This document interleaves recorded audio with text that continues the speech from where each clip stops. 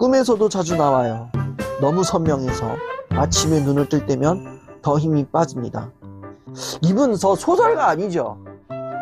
소설가도 이렇게 안 쓰는데. 이별을 할 때에 세 가지 케이스가 있어요.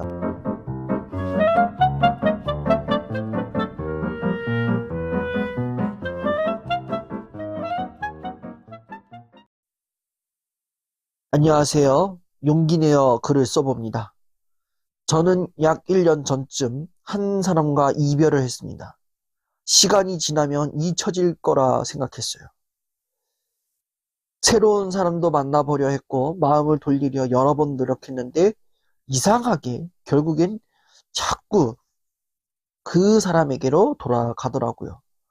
하지만 다시 만날 수 없는 사이입니다. 그 사람과의 인연이 끊기면서 함께 엮어 있던 주변 사람들도 하나둘씩 멀어졌고 어느새 제 곁에는 아무도 남지 않았다는 외로움만이 남아 있습니다. 꿈에서도 자주 나와요.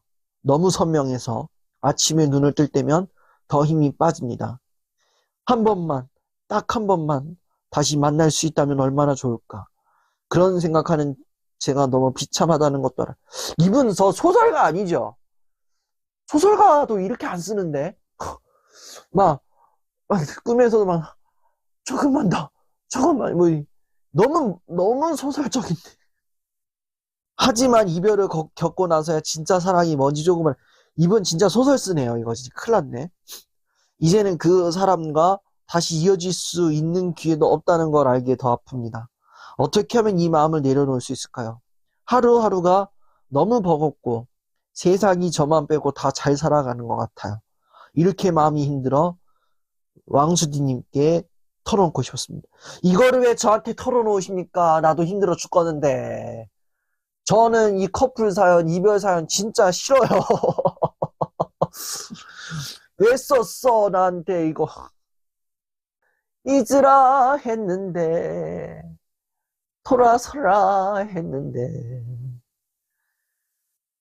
왜 이 노래가 떠오르니 모르네요. 근데 이 사람 입장에서는 이 노래가 안 떠오를 거야. 막 눈물이 난다. 이 길을 걸으면. 막 이 노래가 떠오를 것 같은데. 참, 사랑과 이별이란 게 그런 것 같아요. 이별을 할 때에 세 가지 케이스가 있어요. 이별에 대한 세 가지 케이스가 있는데, 첫 번째로는 서로가 명분 없이 헤어졌을 때예요. 그러니까 둘은 사이가 너무 좋은데 어떤 환경적인 제약이나 여건에 의해서 헤어지는 경우들이 있는 거야. 만약에 이런 거예요. 이제 남녀가 둘이 너무 좋아하는데 장거리 연애야. 롱 디스틴트, 롱 디스틴스인 거야. 그래서 이 둘이 만나려면 거의 반나절이 걸려. 근데 이제 반나절 걸리는 게 이제 서로가 너무 힘들고 지쳐서 우리 이렇게 서로 힘들게 만날 바에 차라리 헤어지는 게 낫지 않을까? 이래가지고 헤어지는 경우도 있고, 아니면 어떤 특정한 사람의 반대나 특정 사람의 회방으로 인해서 헤어지는 경우들도 있는 거죠. 그런 경우들이 1번이고, 두 번째로는 어느 한쪽이 일방적으로 헤어지자 그랬을 때, 나는 이 사람에 대한 마음이 충분히 있고 이 사람에 대해서 충분한 사랑을 가지고 있는데 이 사람이 나한테 헤어지재. 그런 경우가 두 번째가 있는 거고, 세 번째 같은 경우에는 이제 이거는 확실하게 헤어진 명분이 있는 거죠.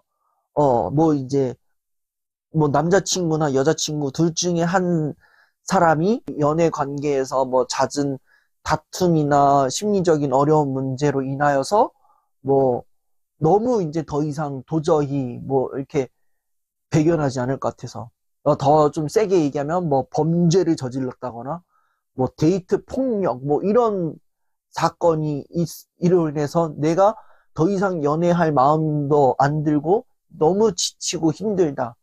이럴 경우에는 이제 명분이 있는 이별로 해석이 되는 거죠. 이렇게 헤어지는 경우가 세 가지가 있어요.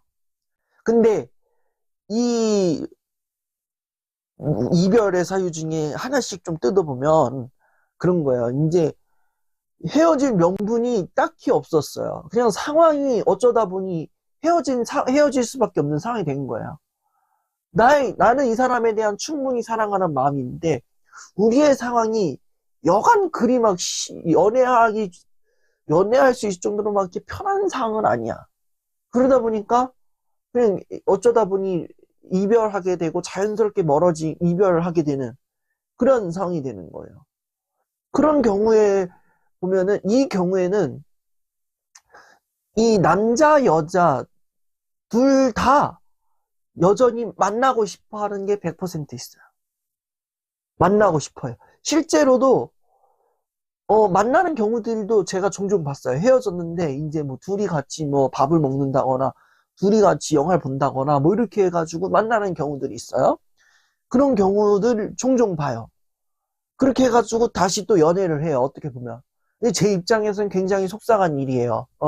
저는 솔로 부대인데, 이 솔로 부대의 복귀를 환영한다 그래가지고 이제 했는데 다시 이제 커플 돼버리고, 지옥이나 갈 놈들.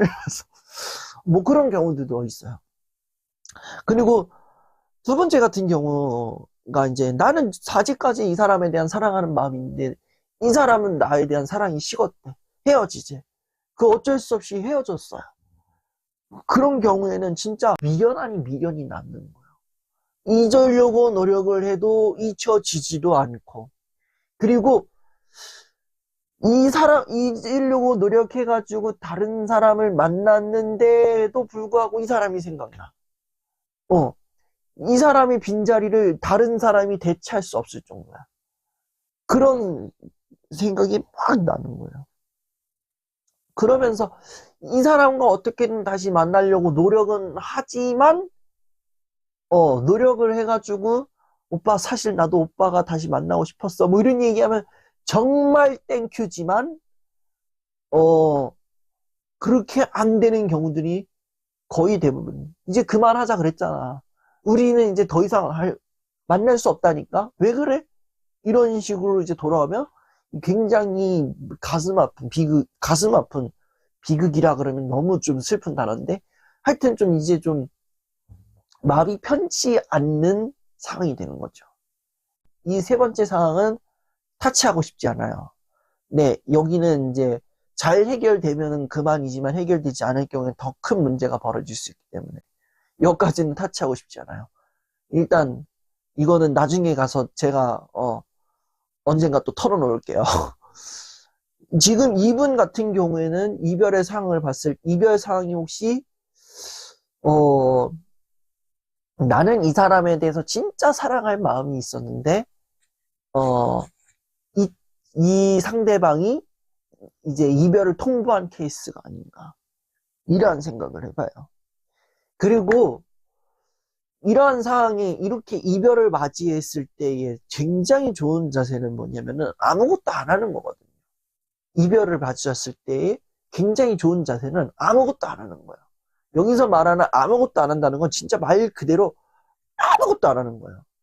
하루의 시간을 그냥 온전히 그냥 아무것도 안 하는 거예요. 뭐 밥도 먹지 마세요. 이건 아니긴 한데 진짜 해야 할 일, 하고 싶은 일들 그냥 안 하고 그냥 집 안에 딱 있어서 진짜 뭔가 생각하는 의자에 앉았다라는 심정으로 멍하니 있어야 되거든요. 그래, 이 멍하니 있는 멍하니 있다라는 게 이별 후 멍하니 있어야 된다라는 그 의미는 이거예요. 이별하고 나서 분명히 생기는 감정은 공허함이거든요. 이별을 하고 나서, 어떠한 일을 하고 나서 분명히 생기는 감정은 공허함이에요. 근데 그 공허한 상태에 있을 때에 다시 연애를 한다? 다시 새로운 사람을 만난다? 마음을 돌리려고 여러 번 노력을 한다? 그러면은 오히려 공허함만 더 깊어지기 마련이에요. 오히려 더 공허함만 커져요. 그래서 이 공허한 감정이 찾아왔을 때에 할 수 있는 방법은 아무것도 안 하는 거예요. 그냥 멍하니 가만히 있는 거야. 멍하니. 내 몸의 긴장이나 뭐 힘 다 빼고 멍하니 있는 거. 하루를 온전히. 그렇게 해야 나름대로 공허함이 해결이 돼요. 근데 이분 같은 경우는 지금 한 달 내내, 한 달 전에 헤어졌는데 그 이후부터 한 달 전에도 그랬고, 3주 전에도 그랬고, 2주 전에도, 일주일 전에도 지금도 괴로워하고 있다. 이거는요, 이거는 뭐 일종의 헤어진, 이별을 마주한 사람에게 다가온 이 애도 기간이에요라고 누가 얘기하는데, 애도의 기간은 거기에 써먹는 게 아니에요. 예. 그리고 애도의 시간 치고 너무 길어요. 뭐 헤어지고 나서 뭐 일주일, 2주일 정도는 애도의 시간이라고 칩시다. 애도의 시간으로 인정할 수 있어요. 근데 3, 4주 동안 내가 일상생활에 지장을 받는 정도다 그러면은 이건 애도의 시간이 아니에요. 공허함의 시간이에요. 공허함의 시간. 그럼 이 공허함의 시간 가운데서 아무것도 안 해야 되는데 계속 새로운 사람 만나고 내가 이 사람에 대한 마음을 돌리려고 애를 쓰고 그런다 보면은 공허함만 더 커지는 거고 그 사람만 자꾸 생각나는 거예요. 비가 오는 거리를 걷다가 그 우산 쓰고 그 사랑했던 사람과 걸었던 그 추억이 떠올라가지고 괜히 생각나가지고 길 걸어가면서도 막 눈물 흘리고 지금 현재 지금 바깥에 지금 비가 와서 다니는데 벚꽃길 걷는데 벚꽃길 걸으면서 벚꽃나무 아래에서 내 사랑하는 사람의 사진을 착각 찍어준 그 추억이 떠올라서 막 울고 있고 막 이러면 안 돼, 이러면 안 돼. 그러고 또 돌았는데 또 여자친구랑 같이 밥 먹었던 그 맛집이 딱 눈에 보여서 내가 쟤랑 가가지고 천국 맛 김밥을 맛봤지. 이러면 또 그 난리를 제끼는 거죠. 그러면 그럴수록 공허함만 커지는 거야. 외로움은 아니에요. 공허함이에요. 그냥 이거는. 외로움만 빠진다. 외로움만 남았다. 아무도 나한테 남는 게 없다. 외로움이 아니에요. 지금의 감정은 공허함이에요. 이렇게 얘기하니까 너무 진단적인 얘기를 하는 것 같은데. 그 공허함의 감정이 있었을 때에 아무것도 안 해야 되는데 자꾸 뭔가를 하려고 애쓰니까 공허함의 깊이는 점점 더 깊어지고 내 옛사랑에 대한 추억, 옛사람을 향한 사랑, 생각 이런 게 씻어낼래야 씻어낼 수가 없는 거예요. 우리는 어떠한 이별의 상황이 다가왔을 때, 죽음으로 인한 그 이별은 차치하고, 뒤로 빼고, 연애 관계에서의 이별로 인해서 우리가 할 때, 그 이후에 하는 행동 중에 잘못된 행동 중에 하나가 이거예요. 새로운 사람을 만나려고 한다? 그리고, 그 사람을 지우려고 막 온갖 생각 정리한답시고 막 이제 가만히 막 그런다? 그리고 세 번째, 마음을 돌리려고 막 이렇게, 막 눈에 보이는 곳을 안 가려고 한다? 그 의식하는 거야. 왜 의식을 해요? 의식을 하니까 더 공감이 커지는 건데. 헤어지고 나서 연애를 하면요. 연애를 하지 말라는 이유는 헤어지고 난 상황 가운데 이미 공허함의 깊이는 100이에요. 근데 그 공허함의 깊이는 100인데 곧바로 이 100을 채워줄 수 있는 사람을 만나려고 하는 거야. 그래서 이 사람을 만나서 연애를 했어요. 처음엔 100인 줄 알았어. 근데 막상 뚜껑을 따고 보니까 80인 거예요. 그러면은 이 사람과 또 헤어지는 거야. 그럼 이 공감의 깊이가 그대로 100이냐? 아니요. 나머지 20%가 있잖아요. 그럼 120이 되는 거예요. 그럼 또 연애를 해요. 안 채워졌어요. 계속 그 공감의 깊이가 커지는 거예요. 그러다 보니까 결국에는 여기에 이 공감의 깊이는 진짜 헤어날 수 없을 정도로 커지기 마련. 그래서 헤어지고 나서 곧장 연애하지 말라는 말이 그거예요. 헤어지고 나서 곧장 연애를 하면은 내 공감의 깊이는 더 깊어지고 이 사람에 대한 기대치도 더 높아지는 거예요. 이 사람이 내 전에 사랑했던 사람과 에게 해주지 않았던 것까지 해주겠지? 이런 것까지 이제 가는 거예요. 그러는 순간 이 연애는 위험해집니다. 힘들어져요. 누가 힘들어지냐? 내가 힘들어져요. 왜? 나는 기대를 하고 있었고, 실망을 했고, 헤어졌고, 결국에는 공허함이 또 생겼거든. 이러한 방식으로 가요. 생각 정리한다고 해서, 관계 정리한다고 해서, 오히려, 이제 새 출발? 아니요. 새 출발 안 돼요. 새 출발 되지도 않아요. 오히려 정리하면 정리할수록, 끊어내면 끊어낼수록, 주변, 나만 더 생각이 나고 더 힘들어진다는 거예요. 그래서, 저는 만약에 옛사랑에서 조금 더 옛사랑에서 벗어나려고 한다. 어떻게 하면 이 마음을 내려놓을 수 있느냐? 첫 번째로는 아무것도 하지 말아라. 일단 아무것도 하지 말아라. 누군가를 만나려고 하지도 말고, 마음을 돌리려고 하지도 말고, 그 사람에게 돌아가려고 하지도 말아라. 지금은 아니다. 지금 상황은 내가 공허한 상황이다라는 걸 인정을 할 수 있어. 인정할 단계. 그걸 인정을 하고 나서 그 다음 스텝을 밟아야 돼. 그리고 그 공허함을 메꾸려면 진짜 아무것도 하지 말아요. 아무것도 하지 말고 스스로 지금 그 현 상황에 있는 자기 자신을 이해할 수 있어야 된다.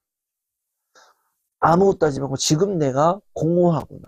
지금 내가 너무 힘들구나. 그러면서 혼자만의 시간을 좀 충분히 가진 다음에 혼자만의 시간을 충분히 가지고 나서 나서 뭔가를 해라. 생각 정리를 하든 그 사람에게 가든 누군가를 만나든 일단 본인과 본인의 시간을 충분히 가진 다음에 본인의 시간을 충분히 가진 다음에 그렇게 해야 건강하게 흘러간다라는 거예요. 그리고 물론 공허한 상황 가운데 아무것도 안 한다고 하는데 옛사랑이 안 떠오를 수가 없죠. 떠오르기 마련이죠. 가만히 있다가 딱 생각난다가 그 사람과의 그 시간이 나에게는 어떤 의미였나. 다짜고짜 얘가 떠올랐어. 나 얘한테 돌아가고 싶어. 이런 생각이 아니라 이것이 생각나는 이유는 뭘까? 그리고 그 생각이 나에게는 어떤 의미가 있나? 어떠한 추억이었나? 이것을 또 재정리할 수 있는, 이것을 또 객관적으로 작업할 수 있는 그러한 과정을 또 가져야 되는 거죠. 그렇게 하면서 조금씩 진짜 본인다운 그러한 삶을 살아가셨으면 좋겠다라는 생각을 하게 됩니다. 정말 버겁고 힘들겠지만, 정말 힘든 일이지만, 그래도 조금, 잘 이겨내셨으면 좋겠습니다. 네. 나뿐만 아니라 아들, 손자, 며느리 다 불러 모으세요. 아니면 정말 내 주변에 힘든 친구가 있다. 걔만 보내지 말고 걔 멱살 잡아가지고 같이 오세요. 저만의 빛 비춘다가 아니라 저와 여러분이 함께 빛을 비추는 그러한 빛 비추다 강연이 되었으면 좋겠습니다. 그래서 정말 언젠가는 모르겠지만 정말 빠른 시간 안에 저와 함께 이야기 나누고 또 하는 그런 빛 비추다 강연이 되기를 바랍니다.